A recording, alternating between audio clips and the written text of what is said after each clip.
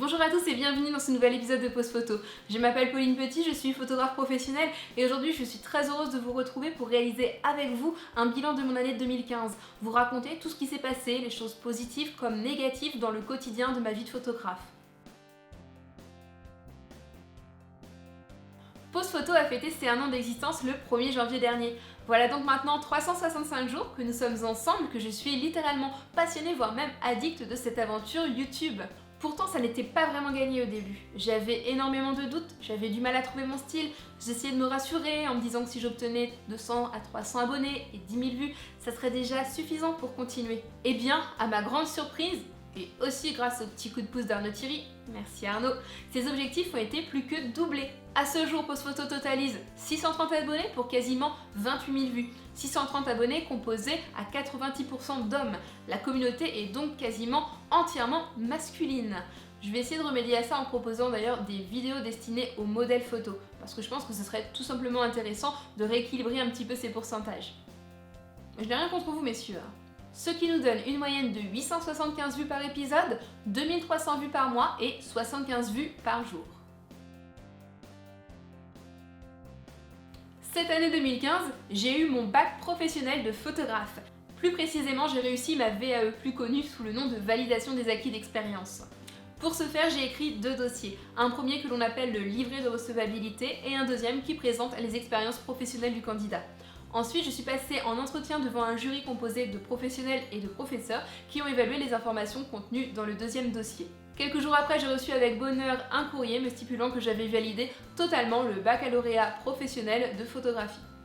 Je suis donc une toute jeune diplômée de 29 ans.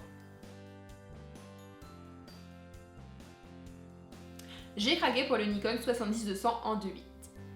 Faut dire que j'avais le petit frère à la maison et j'en étais déjà pleinement satisfaite. Alors après quelques mois de réflexion, j'ai décidé que ce nouvel objectif constituerait mon investissement 2015.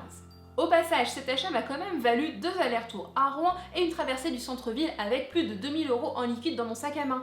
La prochaine fois, j'appellerai tout simplement la boutique pour savoir si le produit est en stock. Et j'appellerai également mon banquier pour savoir si mon forfait de carte bleue autorise un paiement d'une telle somme. Ceci dit, cet objectif est vraiment très chouette, j'en suis pleinement satisfaite et je vous le recommande vivement. J'ai organisé ces 2 dernières années 17 sorties photo thématiques mensuelles à destination des photographes amateurs et professionnels de ma région. Il s'agissait de shootings clés en main d'une journée qui ont réuni sur ces 2 années plus de 100 photographes différents et plus de 50 modèles différents. Ce concept assez novateur au niveau local a connu un très grand succès, ce qui m'a valu de paraître dans différents articles de presse, de passer à la radio et même à la télé. C'est stressant la télé. Ceci dit, tout n'était pas parfait et ce projet présentait de nombreux points négatifs. Il représentait un énorme travail d'organisation, de réflexion et de recherche au quotidien. Une certaine fatigue et lassitude s'est donc installée au fil des mois. De même, des divergences sont apparues au niveau de l'équipe organisatrice et des prestataires. Au niveau local, des photographes peu scrupuleux ont repris le projet à l'identique pour le proposer à leur clientèle. Des sorties photos sont alors apparues de partout. Les photographes participants se sont vus inondés d'invitations en tout genre, d'événements en tout genre. Et même si je savais au fond de moi que tout cet enthousiasme, que tout cet engouement allait forcément retomber au fil des mois, il était temps pour moi de marquer une pause. De prendre tout simplement du recul sur ce projet, d'analyser ce qui a fonctionné, ce qui avait échoué, afin de le rendre beaucoup plus qualitatif, de le faire évoluer et de proposer pour 2016 des prestations beaucoup plus abouties. J'ai donc lâché les coiffures, les peignes pour enfiler mes chaussures de randonnée et mon kawaii. Je suis partie sur le terrain, en repérage dans tout le département pour construire un nouveau projet, une animation estivale sous forme d'un grand rallye photo que j'ai intitulé Pixel Express. Je ne vous l'ai peut-être jamais dit, mais je suis agréée par la Fédération française de randonnée comme animatrice spécifique de première catégorie. C'est-à-dire que je suis donc habilitée à encadrer, accompagner, guider un groupe de personnes sur toute une journée. Un élément qui est assez important dans l'organisation d'événementiels de ce type, des sorties comme des rallyes d'ailleurs. Comme vous l'avez peut-être compris, j'ai pris énormément de plaisir à construire ce projet. Même si le taux de participation est resté nettement plus faible que ce que j'espérais, cette période restera la vraie bouffée d'air frais de mon année. Je suis fille unique, je n'ai pas d'enfant et j'ai toujours dit que la photo de maternité ce n'était pas pour moi. Pourtant, j'ai relevé le défi cet été en remplaçant une photographe de nouveau-né dans un hôpital local.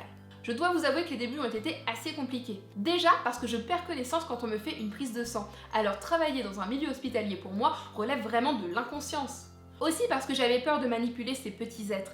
J'avais peur de faire mal, de mal faire, et en plus sous les yeux de leurs jeunes parents. Pourtant, de chambre en chambre, une sorte de gestuelle et de rapport bienveillant, évident, facile, s'est mis en place entre le nouveau-né et moi. Ça doit être ça qu'on appelle l'instinct maternel. En prenant le temps de discuter avec les parents, avec le personnel soignant, j'ai appris énormément d'informations sur ce domaine. En allant à la maternité tous les mardis et les vendredis, j'ai photographié tout l'été 80 nouveau-nés, ce qui m'a vraiment permis d'acquérir un vrai savoir-faire dans ce type de prise de vue. Je ne regrette pas de m'être lancée dans l'aventure, je suis très contente de cette expérience et je recommence dès janvier à faire des remplacements sur le même hôpital. Parlons maintenant un petit peu des points négatifs. Je vis un véritable enfer depuis cet été à cause du retard monstrueux que j'ai accumulé dans la livraison de mes mariages. Je veux bien faire, alors je passe un temps irraisonnable sur chaque photo afin que chaque cliché soit quasiment parfait. De même, je livre de plus en plus de photos pensant satisfaire mes clients. Je perds donc du temps et j'offre en conséquence des options comme geste commercial, options qui me prennent évidemment de nouveau du temps. Tout cela pour finalement recevoir des retours en demi-teinte des clients, contents du travail photographique réalisé mais beaucoup moins contents des délais d'attente. Ce problème a vraiment été et est d'ailleurs toujours ma bête noire du moment. Je le vis vraiment très mal au quotidien, j'y pense tout le temps. Je pense à comment améliorer mes prestations, comment améliorer ma façon de travailler pour vraiment sortir de ce cercle vicieux et revenir à un rythme de travail acceptable. Tout ce retard, ajouté à un début d'année bien chargé, ajouté à 2 années précédentes sans avoir pris de vacances, ajouté à un livre que je suis censée écrire car mes petits fans attendent, et ça donne un besoin imminent d'un break. J'ai donc arrêté pendant 3 mois les prestations clients afin de me consacrer entièrement à ce retard. Eh bien, 3 mois, ce n'était pas encore assez. J'ai encore énormément de choses à travailler et même si j'ai énormément avancé, ça n'était pas encore assez.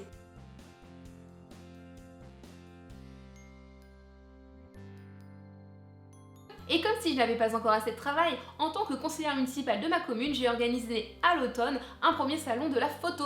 Un salon de la photo composé évidemment d'une exposition de 150 clichés, de conférences, d'animations en tout genre, d'animations studio, de casting, de modèles, de photographes, de concours, de plein de choses.